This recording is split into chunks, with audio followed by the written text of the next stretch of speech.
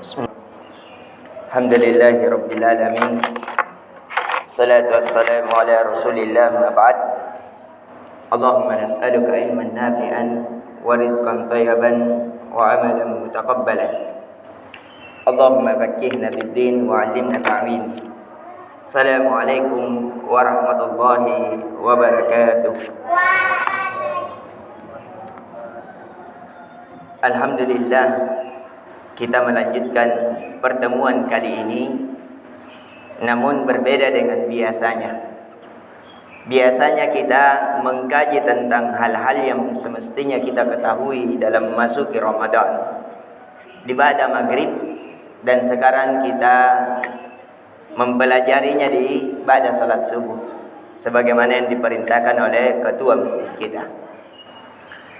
Sebagaimana yang telah kita jelaskan dari awal tentang siapa saja yang diwajibkan berpuasa, siapa yang diwajibkan untuk tidak berpuasa, seperti orang yang haid dan orang yang nifas, haram hukumnya untuk berpuasa. Yang diwajibkan berpuasa harus ada 5 syaratnya, yaitu orang yang balik, kemudian dia berakal, artinya dia tidak gila, kemudian dia seorang muslim, tidak boleh seorang kafir. Orang yang kafir, jangankan ia berpuasa dari subuh sampai maghrib, seandainya ia berpuasa 1000 tahun, akan tetapi dia tidak di atas kemusliman, maka puasanya, pahala puasanya, kata Allah Azza wa Jalla, kahaba'an manthura, bagaikan debu yang berterbangan. Kenapa? Karena dosa kekafirannya lebih besar daripada pahala yang ia lakukan dalam ibadah. Kemudian juga kita sudah jelaskan tentang beberapa hal-hal yang kita sangka membatalkan puasa, seperti berkumur-kumur, berenang, mencicipi makanan, kemudian membasahi kepala pada saat panas, padahal itu tidak membatalkan puasa. Seperti dalam keadaan muntah, dalam keadaan mau berbekam, itu semuanya tidak membatalkan puasa. Dan ini kita sudah jelaskan di pertemuan di salat maghrib. Dan kita juga sudah menjelaskan siapa saja yang boleh tidak berpuasa, ada keringanan, akan tetapi dia membayar fidyah. Ini namanya rukhsah, keringanan yang diberikan oleh syariat Islam. Karena syariat Islam datang untuk seluruh keadaan. Ada orang yang keadaannya dalam keadaan tua dan dia terus menua dan tidak mampu berpuasa, maka dia boleh membayar fidyah, memberi makan 1 orang miskin di setiap harinya. Adapun orang yang haid diganti di hari lain. Dan sekarang kita akan mempelajari tentang masalah salat malam. Bagaimana Nabi sallallahu alaihi wasallam menyikapi puasa, baik di siang hari dan di malam hari. Dan ada berita gembira dari Nabi sallallahu alaihi wasallam dari hadis Abi Hurairah radhiyallahu anin Nabi sallallahu alaihi wasallam qala, man qama lailatul qadri imanan wa ihtisaban ghufira lahu ma taqaddama min dhanbi. Barang siapa yang berdiri pada malam Lailatul Qadar. Jadi malam Lailatul Qadar yang paling kuatnya adalah 10 akhir Ramadan. Walaupun ada yang menganggap dari 1 sampai 30 bisa jadi di antara salah satunya. Sebagaimana dinukir oleh Ibnu Hajar Al-Asqalani, ada 40 pendapat tentang malam Lailatul Qadar. Tapi ada lagi berita gembira secara umum dari Nabi sallallahu alaihi wasallam, "Wa man shama ramadanan imanan wa man shama ramadana imanan wa ihtisaban ghufira lahu ma taqaddama min dhanbi." Barang siapa yang berpuasa pada bulan Ramadan di atas keimanan kepada Allah dan mengharapkan pahala ganjaran dari berpuasa. Ganjaran berpuasa tidak ada batasnya. Ganjaran berpuasa berbeda dengan ibadah-ibadah yang lainnya. Ibadah yang lain Allah yang akan membalas, seperti bacaan Al-Quran, setiap 1 kebaikan dikasih ganjaran 10 kebaikan. Tapi berpuasa tidak. Tidak disebutkan berapa banyaknya. Allah yang menyediakan untuk orang yang berpuasa. Dan ada khusus pintu untuk orang-orang berpuasa, sebagaimana dikabarkan dalam hadis yang sahih, bahwasanya akan ada nanti masuk di pintu Babur Rayyan. Pintu ini khusus untuk orang yang berpuasa.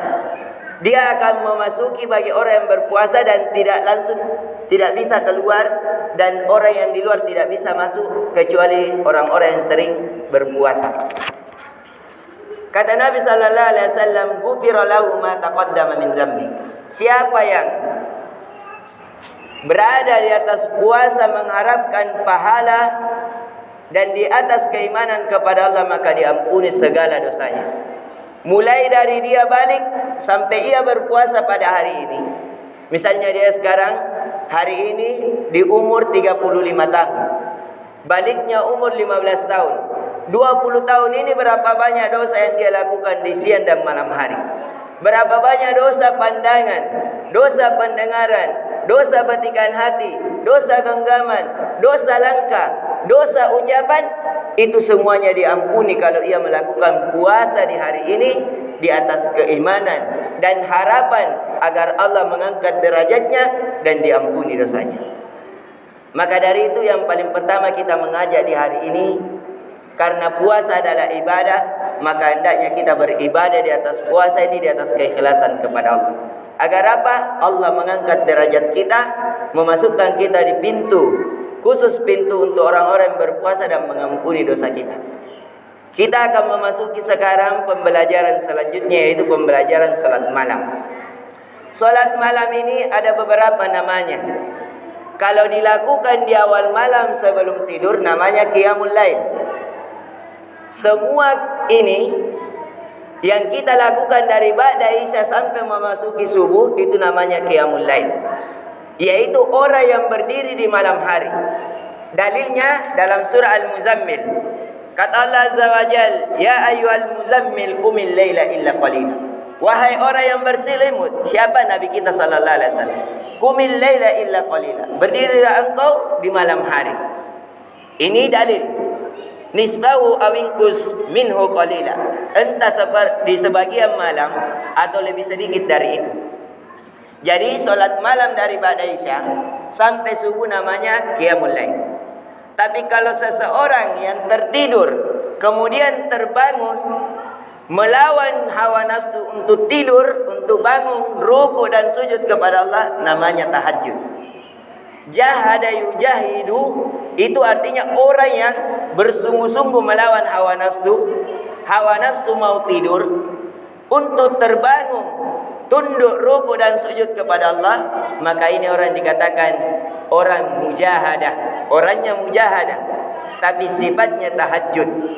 Orang yang bertahajud, orang yang salat malam melawan hawa nafsunya, melawan egonya untuk tidur, untuk ruku dan sujud kepada Allah. Ini pahalanya lebih besar. Kenapa? Karena dia memiliki dua kemenangan. Kemenangan karena berjumpa dengan Rabbnya dengan salat, dan kemenangan melawan hawa nafsunya untuk tidak tidur dan mau rukuk kepada Allah dan sujud kepada Allah. Ini namanya tahajud. Tapi kalau dilakukan dalam keadaan ganjil, namanya salat witir. Tapi salat witir dia bagian daripada salat malam, karena tidak ada salat witir dilakukan di siang hari.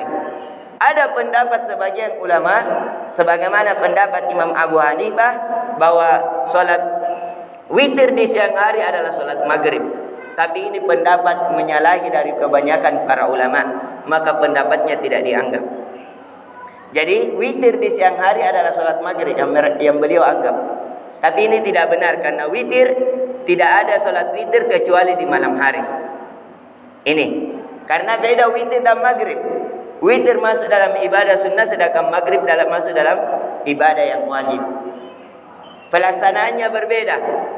Kalau salat maghrib ada tahiyat awalnya, sedangkan salat witir tidak boleh tahiyat awal. Kalau mau dilakukan di 3 rakaat langsung berdiri. Yang membedakan salat maghrib dengan salat witir adalah tahiyat awalnya.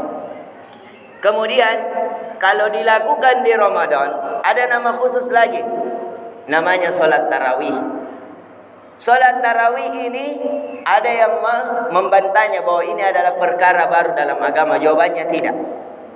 Dinukil di dalam kitab Imam Syafi'i dan dinukil juga setelah Imam Syafi'i, yaitu Imam Bukhari, salah satu kitab hadis yang mengumpulkan hadis-hadis yang sahih dari Nabi, yang jumlahnya lebih dari 6.000 hadis. dalam kitabnya, kitab Sahih Bukhari, salah satu babnya, bab puasa, berjejeran beberapa bab, salah satunya adalah bab salat tarawih. Maka ini dinukil dan beliau berada setelah Imam Syafi'i. Imam Syafi'i meninggal 201 Hijriah dan beliau meninggal 250-an Hijriah. Dan ada di bab beliau. Jadi kalau kita lakukan di malam hari dan Ramadan namanya salat tarawih. Kenapa dikatakan salat tarawih? Karena dia dilakukan dalam istirahat. Dari kata roha. Roha itu artinya istirahat. Kenapa? Karena Nabi pernah melakukan salat tarawih. Nabi lakukan 4 rakaat, 2 salam, kemudian beliau istirahat. Setelah itu istirahat, Nabi lakukan lagi 4 rakaat, kemudian istirahat, kemudian salat witir. Ini istilah ya.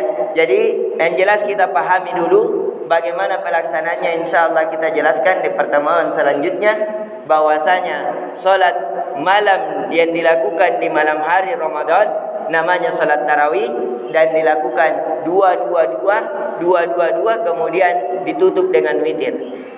Entah 13, entah 11, atau entah 23, atau 36, atau lebih dari itu, insyaallah kita akan menjelaskan di pertemuan selanjutnya yang mana terkuatnya, mana dalil-dalilnya, kemudian kita mengambil keputusan, kita beramal di atasnya.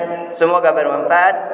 Lebih dan kurangnya mohon dimaafkan. Subhanakallahumma bihamdik, asyhadu an la ilaha illa anta, astaghfiruka wa atubu ilaik.